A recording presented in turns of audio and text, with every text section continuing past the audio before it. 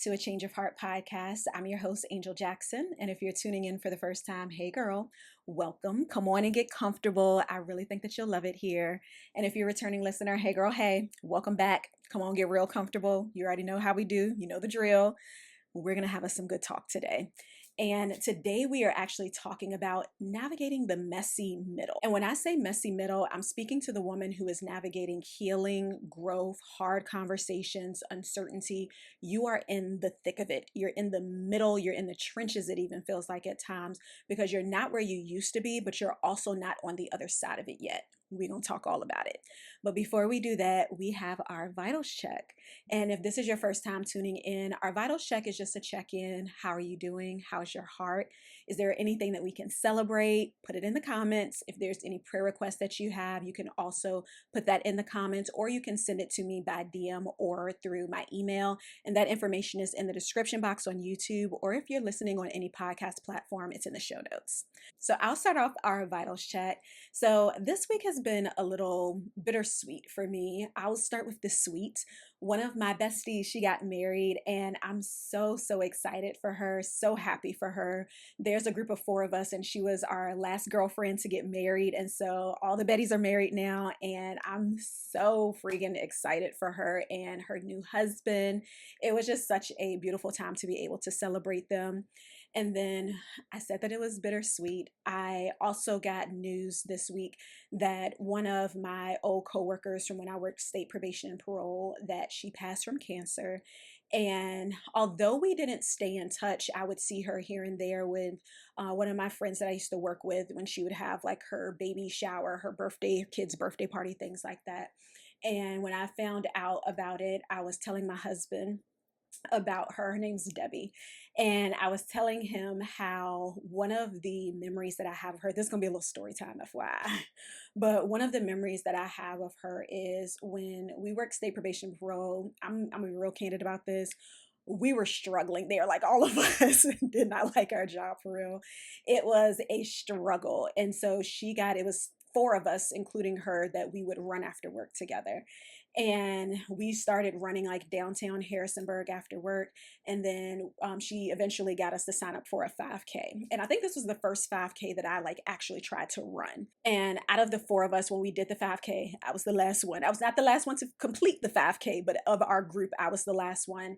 And I remember running. And as I was getting closer to the finish line, I saw Debbie. She had already finished. And I was a little bit of ways away from the finish line, but she had already finished. And I always carry this memory of her running back to where I was after she had finished the race and then ran with me to the finish line. And that was Debbie. Like, I was very saddened to hear about that. And then also the bitter got a little bit more bitter. We also found out that my mom's dog, our family dog, that he has cancer, and he wasn't given a lot of time to live by the vet. However, he's not showing any signs of being bothered, so I'm gonna believe the best for that one. I'm gonna be hopeful for that one. So those are my vitals. That's how I'm doing. Sad, but also very happy as well. So let me know, how's your heart? How are you doing? If there's any way that I can be praying for you, anything that you want to celebrate, leave it in the comments, send me a DM or email. All right, so let's talk about the messy middle. The reason I call it the messy middle is because the middle of your process is typically the most uncomfortable. It's typically the part of your process where you experience the most of your uncertainty, your doubts, your questioning, because there is a lot of unknown that is associated with the middle of your process in comparison to the beginning or the end. In the beginning, you have some sense of clarity that a decision needs to be made. I'm not saying you got it all figured out. I'm not saying you got all the answers, but there is some sense of clarity of, this is no longer serving me. This is no longer working. I can't do this anymore. Something has to give. Something has to change. There is something that you have a light bulb moment where you say, I'm not doing this anymore, or something has to change. Something has to shift. And with that, even though you don't necessarily know what the full process is going to look like, what your next step may even be, you have some sense of clarity that you have made a decision that we can't stay here anymore. So this can be a relationship ended, a job needs to change. You're tired of feeling how you've always felt. There's something that is telling you, hey, we're not doing this no more. I'm not saying that it's easy, but there is some sense of this needs to change. Now, when you get to the other side of it, when you're at the ending, there's this sense of relief because you've gotten through it. And you're also able to see that all of the hard times, all of the tears that you've cried, everything that you went through, that it worked out for your good. And although it may have been hard and challenging, you were able to get to the other side of it. So you have that clarity of, okay, I didn't understand when I first started or even in the middle of it what this was going to look like. But now that I'm on the other side of it, I see how God set that up. I see how everything worked in my favor. I see that I had to go through that because it positioned me for where I am now on the other side of it. But that middle, though, that's where things get a little messy because that's where the uncertainty comes in. You've made the decision, but now you're wondering, did I even make the right decision? Do I know what I'm doing? What am I doing? What is actually going on? Because this makes no sense. This is uncomfortable. I don't like it here. And I thought that this process would actually be a little bit quicker than it has been. And so now I'm in a position where I'm wondering, should I have even made the initial decision? Because the end doesn't even look like it's anywhere in sight. That is the messy middle. You break up with your mans, but you still think about him. You still have feelings for him, even though you know that relationship did not serve you. You're rebuilding your confidence, but you still have days where you feel insecure. You said January 1, this is going to be the year that my faith is as strong as it's ever been. I'm going to trust God like never before, but you still get anxious sometimes. You question your future sometimes. Said you're going to develop all these healthier habits. This is going to be the best shape of your life, but you feel like you are seeing no progress. And now you're questioning, is this even going to be worth it? Do I just need to go back to what was familiar, what was easy, what was comfortable? Because it feels like you're getting nowhere here when you're in the thick of it, but you don't even realize you're just in the middle of a process. And it's important to be able to understand that the middle, it might be messy, but it was always meant to be a bridge and never a dead end. Some of you are treating the middle of your process like it's a dead end, like there's no other route, that you're only going in circles, when in reality, no, there's still space. There's still a route for you. And if we can get to a place where we're able to acknowledge and accept that this is not a dead end, you will see there is more ground for me to cross. You will be able to see there is more that God has for me, that I don't have to be stuck here because I started the process and I for sure am going to finish this process. And by accepting this, it allows you to move through your middle versus fighting against it. So, I want to talk today about navigating that space of being in the messy middle and the ups and downs that come with, am I good? Am I okay? Like, am I losing my mind? Should I have even done this? And I'm sharing this as someone who is currently walking through their own messy middle. And let me give this disclaimer. I am going to be transparent and candid about a lot of things throughout this season. What I am currently walking through, I'm not going to share that. And I've gone back and forth at times on making sure that I'm not oversharing, but also accepting that there are some things that I will talk about publicly that I feel led to or grace to. And there are other things that are my business, and that's all right. But know that I am going to talk in detail about other things. So let me be with this one.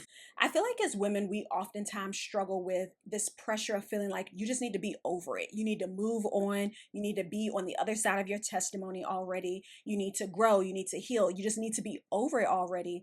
When in reality, the process takes time. A lot of times we get really frustrated in the middle. It can feel very lonely and isolating at times. And you can feel this tension almost between where you were versus where you want to be, because you know that you're no longer the person that you used to be, but you're also not yet the woman that you want to be. And so I want to talk about navigating the messy middle, because the middle is oftentimes where we give up, where our faith starts to waver, where we start to question, did I make the right decision? Am I doing the right thing? And there is purpose in the middle. So let's talk about it. For starters, the middle feels messy because in most cases, something is dying and something is being born. And let me say this. I understand that that feels a little bit dramatic to say, but just follow me. There are many situations where an ending feels like the death of something. This can be grieving the loss of a person because a relationship ended, but they're very much so alive. And these aren't just romantic relationships. This can also be a friendship of years that ended. This can also be leaving a place that you were for years, even if you didn't necessarily like the place, but you love the people maybe. This can also be where you are leaving a state that you grew up in. You've always lived there and you're starting a new chapter. And sometimes the biggest one is grieving an old version of yourself. the plans that you made to have the degree by a certain time, to be married by a certain time, have kids by a certain time, have a certain job, the house, the white picket fence, all of these things, and to be in a position that as time goes by, it hasn't happened yet, and having to come to terms with that. And you're also navigating all of the big feelings and emotions, even as an adult, that comes with not being where you thought that you would be by a certain point. So while there is an ending that is taking place, there's also something that is beginning. There's something new, whether it was a choice, a decision that you made to start something new, or even something that may have been forced upon you. But either way, you're navigating this tension of both of these things taking place, because on one hand, you have something that is ending or dying, while you also have something that is being birthed. And I can also understand that for some of you, the new that you were experiencing, you may not even have positive or happy feelings associated with that as well, because it's a new chapter that maybe you didn't want, or maybe you didn't ask for, but you're forced to step into because of what someone else did or a decision that someone else made. As for me, the decision that I had to make, I realized that there wasn't a lot of reluctance associated with that. However, it still was very much so a loss for me. And as I am now embarking on this new chapter, this new journey, I would even say, it is this feeling of reluctance. It's not, I don't want to say it's not a happy chapter, but it is this reluctance that I'm experiencing in my middle based off of my previous experiences that is making me more reluctant to accept and adjust to the change. But I also can hold space for the reality that this change was necessary, and that it is an opportunity to grow me in ways that I've been needing to for a long time, and that it was really long overdue. And so the duality of that has helped me to navigate this space of the middle a little bit differently, because I'm able to accept that yes, this was a loss. There's no other way to describe it than it being a loss. But on the other hand, it's also starting a new chapter that I knew was necessary for what is next for me. So a perspective shift in the messy middle is accepting that the disconnect or even the discomfort that you're feeling, it doesn't mean that you missed it.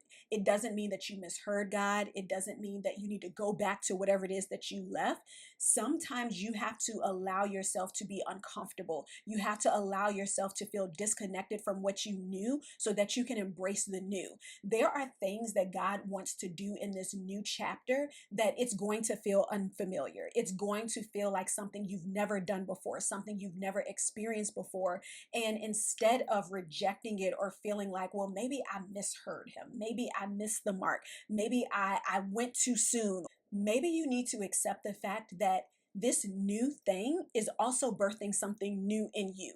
And so the things that you used to do, it's not going to work anymore. The ways that you used to be able to create and things worked out and all of that is not going to work anymore, because it's a new thing that is happening now. So instead of questioning, maybe I misheard God, maybe I missed it, maybe God is trying to do something new. So what you've done before, it doesn't work, because the new thing requires you to show up differently. It requires a new version of you. And God is doing that work to develop the new version of you in the messy middle that you're trying to avoid. Another thing that I'm learning is to not judge myself for being human. I think we can confuse healing with never crying again, never being triggered, doing everything right, never having doubts, never feeling sad again.